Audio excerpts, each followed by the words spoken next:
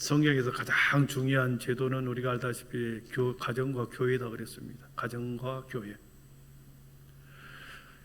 구약성경에서 이 가정 제도를 창세기 1장에서 가정 제도를 이렇게 하나님께서 세워 주셨죠.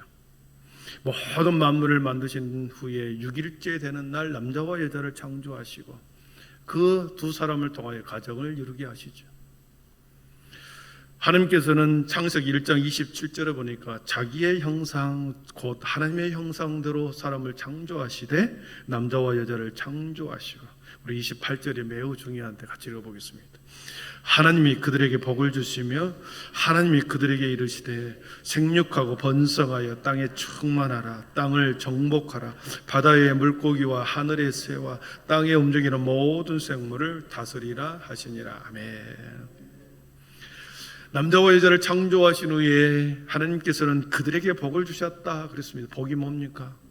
생육하고 번성하고 충만한 거, 모든 만물을 다스리게 하는 다스림의 권한, 다스리도록 하는 권한의 복을 주셨습니다. 소한테 주지 않고 인간에게 줬다는 거죠.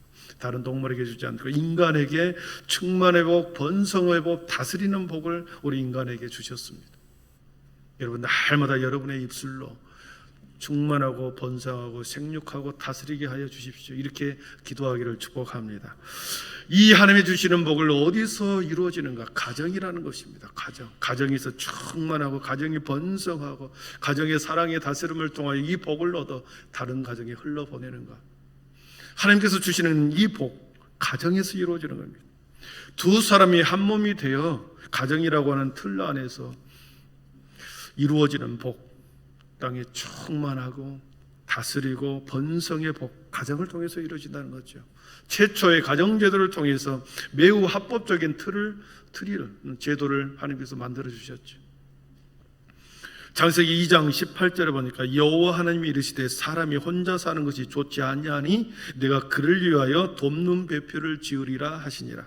이러므로 남자가 부모를 떠나 그의 아내와 합하여 둘이 한 몸을 이룰지로다 그랬습니다. 아담에게 돕는 배필, 그래서 한 몸이 되겠다, 가정 하나가 되게 했다. 여러분, 이 부부관계의 시발점은 하나님으로부터 이루어진 거고 하나님의 허락에 의해서 하나님이 만들어 주셨고 하나님이 이 가정의 틀이라고 하는 제도 속에서 이 땅에 세우신 제도가 가정이라는 거죠. 그래서 하나님께서 하나님의 약속의 복, 충만하고 번성하고 다스림의 복을 가정을 통해서 이루어가라.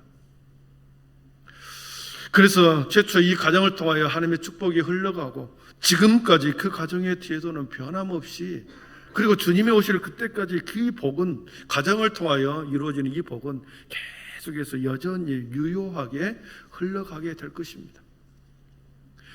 창세기에서는 이렇게 가정의 제도를 주었고 신약시대 때는 주님께서 교회를 세워주셨죠. 하나님께서 자신의 아들 예수 그리스도를 통하여 교회를 세워주셨습니다. 이 신약의 교회는 약속을 통해 이루어진죠. 약속. 바로 주님께서 교회를 세워주지 않았습니다. 이 땅에 내가 교회를 세워주겠다 약속을 주신 후에 언제 이루어집니까? 그 약속이 언제 이루어집니까?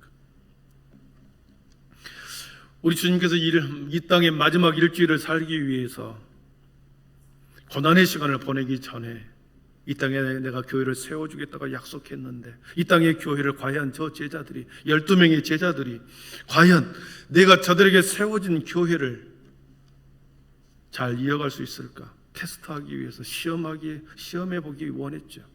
과연 그 시험에 합격할 수 있을까? 그래서 주님께서는 12제자를 데리고 가이사랴 빌립보 지방을 간다 그랬습니다. 그곳에서 모든 것이 완벽하게 갖추어진 도시, 황제 숭배로 가득한 거리, 예수님과 그 제자들이 이 도시 한복판에 도착했을 때는 엄청난 로마의 권세가 그 도시 안에 가득했지요. 황제의 권위와 모든 것이 완벽해지는 이 권세에 있는 도시에서 주님이 제자에게 묻습니다. 거리에 지나다닌 저 사람들이 예수님이 나를 위해서 누구라고 하더냐? 저 많은 사람들이 나를 누구라고 하더냐? 사람들이 말합니다. 더러는 세례요한, 저러는 엘리야, 더러는 에레미야, 선지자 중에 하나입니다. 예수님을 선지자 중에 한 사람으로 비유합니다. 동급으로 봐버린 거죠. 한낱 믿음의 조상의 한 선지자의 한 사람으로 우리 주님을 동급으로 대답한 그들, 선지자 중에 한 사람으로 취급한 세상 사람들의 모습을 보면서 다시 묻습니다. 제자들에게. 마태복음 15장 16절부터 같이 읽어봅니다. 같이 읽습니다. 그렇다면 너희는 나를 누구라고 하느냐?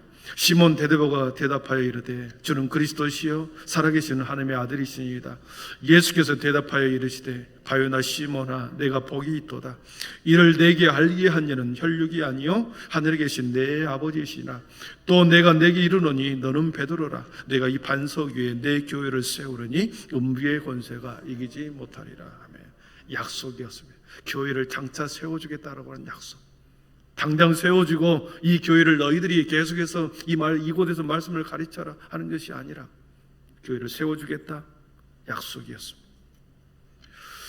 베드로의 고백은 제자들 다른 세상 사람들과 다르게 우리 주님을 살아계신 하나님으로 고백했고 그 고백 위에 내가 반석 위에 교회를 세워주겠다는 약속을 해주었습니다. 그런데 그 주님이 약속한 그 교회는 언제 세워집니까? 주님이 세우신 약속, 주님이 십자가에서 죽고 부활하신 후에 40일 동안 이 땅에 사시면서 제자들이 보는 앞에 승천하신 후에 내가 보이사 성령을 너희에 보이려 주겠다. 그러면서 이 땅에 마가의 다락방에서 제자들이 간절히 부르짖고 기도했을 때 거기에 성령님이 임하여 초대교회를 마가의 다락방을 중심으로 해서 초대교회를 세워지죠. 가장 영광스러운 교회가 성령님을 통해서 세워지고 그 성령님을 통하여 교회를 통하여 교회의 사역이 시작이 되었습니다. 그러니까 마가의 다락방에서 최초의 교회가 세워진 거죠. 오늘 본문에서는 바울 사도는 에베소 성도들을 향하여 교회와 그리스도의 관계, 그 관계를 남편과 아내의 관계로 비유하고 있습니다. 구약시대 때의 가정과 신약시대의 교회를 비교하고 있다는 거죠. 24절에 보니까 그리스도께서 교회의 머리됨과 같이 그랬습니다. 24절에 보니까 그리스도께서 교회를 사랑하시고 그 교회를 위하여 자신을 주심같이 하라 그랬습니다. 27절에 보니까 자기 앞에 영광스러운 교회로 세우사 거룩하고 흠이 없게 하심이라. 29절에 보니까 그리스도께서 교회에게 함과 같으니 그리스도와 교회의 관계를 구약시대 때 최초의 가정제도, 남편과 아내의 관계, 이 신비의 모델을 가지고 교회와 그리스도의 관계를 설명하고 있다는 거죠. 그러면서 32절을 보니까 쭉 설명을 한 다음에 32절에 보니까 이 비밀이 크도다. 나는 그리스도와 교회에 대하여 말하노라 그랬습니다. 바울 사도가 말하고자 하는 것이 뭡니까? 부부관계입니까? 아니죠. 그리스도와 교회의 관계를 말하고자 한 거죠. 부부관계는 그리스도와 교회의 관계에 대한 예표요, 상징이요, 예언의 말씀이었습니다. 창세기에서 이루어졌던 이 가정제도, 이 가정제도의 궁극적인 목적은 바로 교회와 교회의 신비를, 영광스러운 교회를 이해하기 위하여 세워준 그 관계로 설명하고 있습니다. 창세기의 처음 아담과 하와를 통하여 둘이 한 몸이 되게 하였다. 그래서 가정이라고 하는 것은 부부가 한 몸이 되는 것은 하나가 되고 일치가 돼야 되죠. 그래서 두 사람이 가정을 이루고 한 사람 일치를 이루는 것, 하나의 신비죠. 일치를 이루는 것. 하나님이 짝지어 주신 그 사람과 함께 일치를 이루는 것. 교회도 마찬가지예요. 그리스도와 교회 사이, 그리스도와 성도 사이의 일치를 이루는 것. 이게 이것을 설명하기 위해서 부부관계를 이야기한 겁니다. 부부관계의 오묘함과 신비스러움을 깨닫지 못한다면 결코 교회의 신비와 영광을 이해할 수가 없다는 것입니다. 사랑하는 성도 여러분, 오늘날 우리는 교회와 가정을 매우 쉽게 가볍게 그리고 소홀하게 대해왔던 것이 사실입니다. 교회를 가정을 소홀하게 대했습니다. 그동안 얼마나 우리가 조심성 없이 교회와 가정을 취급하고 대해왔는지 우리는 지금 느끼고 있죠. 교회가 많이 아파합니다. 교회가 많이 지탄을 받습니다. 수많은 깨어진 가정들이 얼마나 많습니까? 가정을 너무나도 소홀히 여기고 가정제도라고 하는 결혼제도라고 하는 이 제도를 너무나도 소홀히 여기기 때문에 가정들이 계속해서 파괴해지고 깨어진 가정들이 수없이 일어나 역기능의 가정들이 일어나지. 교회와 가정을 너무나 소홀하게 대했기 때문입니다. 그러나 성경은 우리들에게 가정과 교회는 놀라운 신비다. 그러면서 최초의 에덴 동산에서 부부관계의 신비와 가정제도는 결국 이 땅에서 교회를 통하여 교회의 영광과 거룩함과 위대한 것을 유감없이 보여주기 위해서 유비의 형태로 가정제도와 그리스도와 교회의 관계를 설명하고 있습니다. 그러면 그렇다고 한다면 부부관계는 어떤 관계여야 하는가? 남편과 아내의 관계, 그리스도와 교회의 관계를 알기 위해서는 남편과 아내의 역할이 어떠해야 하는지 오늘 본문에서는 그렇게 말씀합니다. 첫 번째로 아내들에게 말합니다. 우리 22절 같이 읽어보겠습니다. 같이 읽습니다. 아내들이여 자기 남편에게 복종하기를 주께 하듯 하라. 아멘. 복종이라는 단어가 순종이었습니다. 아내들은 남편에 대한 순종을 성경은 권면하고 있습니다. 남성 우월주의 시각이 아니라 이 가정의 제도는 있다고 고린도전서 11장 9절에 보니까 남자가 여자를 위하여 지음을 받지 아니하고 여자가 남자를 위하여 지음을 받은 것이라 그랬습니다. 남성 우월성에서 말하는 것이 아니라 원래 창조의 순서가 그랬습니다. 여러분, 아담을 만들고 하나님 아담을 지으신 후에 하나님께서는 아담에게 어떤 복을 주신지 아십니까? 하나님께서 만물을 만드신 후에 땅에 충만하고 정복하고 다스리는 권한을 아담에게 주었습니다. 그리고 하와는 아담을 돕는 배필로 그를 지음받았습니다. 그래서 남자가 여자를 위하고 여자가 남자를 위하여 지음받은 것이다. 그래서 순서가 아내들은 남편에게 대한 순종을 권면하고 있습니다. 지음받은 목적이 다르다라는 거죠. 남자는 다스리는 권세, 만물을 다스리는 권세, 여자는 남편을 돕는 배필로 지었다. 그렇다고 한다면 남편의 역할은 무엇인가? 아내는 남편에게 순종하는 것이고, 그렇다면 남편은 무엇을 하는가? 우리 25절 같이 읽어보겠습니다. 남편들아 아내의 사랑하기를 그리스도께서 교회를 사랑하시고 그 교회를 위하여 자신을 주심같이 하라. 아멘. 남편이 아내에게 하는 것은 가장 중요한 것은 사랑이라는 것입니다. 남편이 아내의 관계성에서 가장 중요한 것은 아내를 사랑하는 것이고 아내는 남편을 존중하는 것이고 오늘 이 마지막 절에 보니까 존경하는 것이고 순종하는 것이다. 여러분, 결혼을 하여 한 가정을 이룰 때 남편이 아내를 사랑하지 않는 사람은 없을 것입니다. 두 사람이 결혼을 했다 하면 사랑하기 때문에 결혼했겠죠. 물론 중매로 하는 사람도 있겠지만 살다 보면 사랑하게 되죠. 그런데 남편이 아내를 사랑하는 강도, 그 방법이 어떠해야 되는가? 그리스도께서 교회를 사랑한 것 같이, 그리스도께서 교회를 사랑한 것 같이 교회를 위하여 자신을 주신 것, 주님께서 교회를 위하여 자기 자신을 주신 것처럼 그렇게 사랑하라. 남편이 아내를 사랑할 때 어떻게 사랑하는가?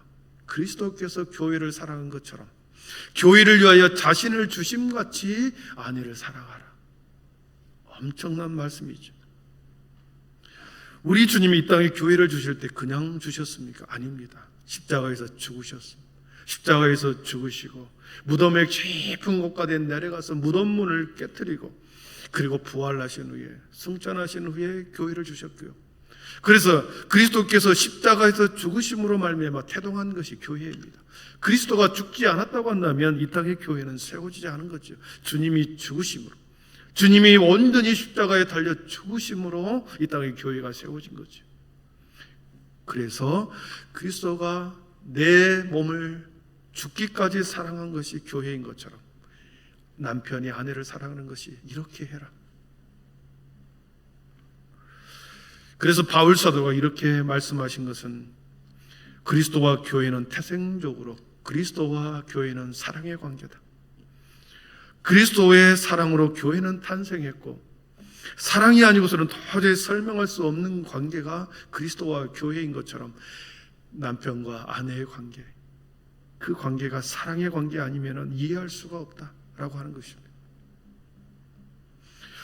왜 우리가 남편들이 자신의 아내를 사랑해야 하는가? 우리 28절을 한번 보겠습니다. 28절, 이와 같이 남편들도 자기 아내 사랑하기를 자기 자신과 같이 할지니 자기 아내를 사랑하는 자는 자기를 사랑하는 것이라. 아멘. 아내가 남편을 전도해야 할 이유가 여기 있습니다. 아내가 남편을 전도해야 할 이유, 성경에 보니까 남편은 아내를 사랑하라 그랬는데 그리스도께서 교회를 사랑한 것처럼 사랑하라고 했는데 당신 교회를 전도해야 할 이유가 있죠. 남편들도 자기 아내 사랑하기를 자신과 같이 할지니 자기 아내를 사랑하는 자는 자기를 사랑하는 것이다. 여러분, 아내 사랑하는 것이 곧 자기 자신을 사랑한 것 같다라는 표현을 씁니다. 여러분, 사람들 보십시오. 자기 자신을 얼마나 사랑합니까? 자기 자신을 보면 얼마나 사랑합니까? 작은 티 하나 들어와도 못 살겠다 엄청나게 아파합니다. 다른 사람이 중병에 걸렸어도 신경도 안 쓰지만 내가 감기 한번 들어도 얼마나 호들갑을 떱니까? 자기 자신을 끔찍히 사랑한 것이 자기 자신입니다. 자기 아내를 사랑하는 자는 자기를 사랑하는 것과 같다. 그 정도로 자기를 사랑하는 것과 똑같이 아내를 사랑하라. 여러분, 오늘 가서 남편들에게 성경을 들이밀면서 사랑하라고 했으니까 사랑해 주세요. 예. 왜 우리 남편들이 아내를 사랑해야 하는지 우리 베드로전서 3장 7절을 한번 다시 보겠습니다. 같이 읽습니다. 남편들아, 이와 같이 지식을 따라 너희 아내와 동거하고 그를 연약한 그릇이요 또 생명의 은혜를 함께 이을받을 자로 알아 귀히 여기라. 이는 너희 기도가 막히지 아니하게 하려 함이라. 아멘. 그를 연약한 그릇이라고 표현하고 생명의 은혜를 함께 이어받을 자다 그랬습니다. 여러분, 아이는 혼자 날 수가 없지요. 생명은 혼자 만들 수 없습니다. 부부에게 주는 생명의 은혜를 함께 받기 위해서는 아내를 존귀하고 연약한 그릇으로 귀히 여기고 그래야 생명을 유업으로 받는다. 부부가 사랑 가운데서 자녀가 태어날 때 그 생명의 은혜가 얼마나 귀합니까? 남편이 아내를 그렇게 사랑하고 아내는 남편에게 순종할 때 하나님께서 결국 원하시는 가정 그리고 교회가 세워진다라는 거죠. 오늘 말씀 결론으로 27절에서는 그렇게 말씀합니다. 자기 앞에 영광스러운 교회로 세우사 티나 주름 잡힌 것이나 이런 것들이 없이 거룩하고 흠이 없게 하려 하심이라 그랬습니다. 아멘. 영광스러운 교회, 티나 흠이나 주름이 없이 거룩해 하는 것이 이 땅의 교회고 이 땅의 가정이라는 것입니다. 부부관계라는 거죠. 가정의 부부관계가 거룩하고 흠이 없고 티가 없어요. 또 교회도 마찬가지로 티나 흠이나 주름 잡힌 것이 없이 거룩해야 함을 우리에게 말씀합니다. 그래서 가정을 소중히 여겨야 되고 우리에게 주신 자녀를 소중히 여겨야 하고 이 땅에 교회를 주신 것을 소중히 여겨야 하고 이 땅에 하나님의 거룩한 영적인 가족을 주신 것을 소중히 여겨야 된다고 하는 말씀이죠. 말씀을 정리합니다.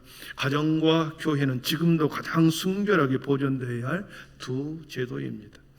하나님께서 태초에 가정의 제도를 만들어 주시고 이 가정을 통하여 주님께서는 이 땅에 교회의 표본으로 삼아 주셨습니다. 이 땅의 교회를 참으로 사랑하셨던 것처럼 주님께서는 이 땅의 교회를 사랑한 것처럼 여전히 이 땅의 교회에 있는 성도를 사랑하고 계신 줄 믿습니다.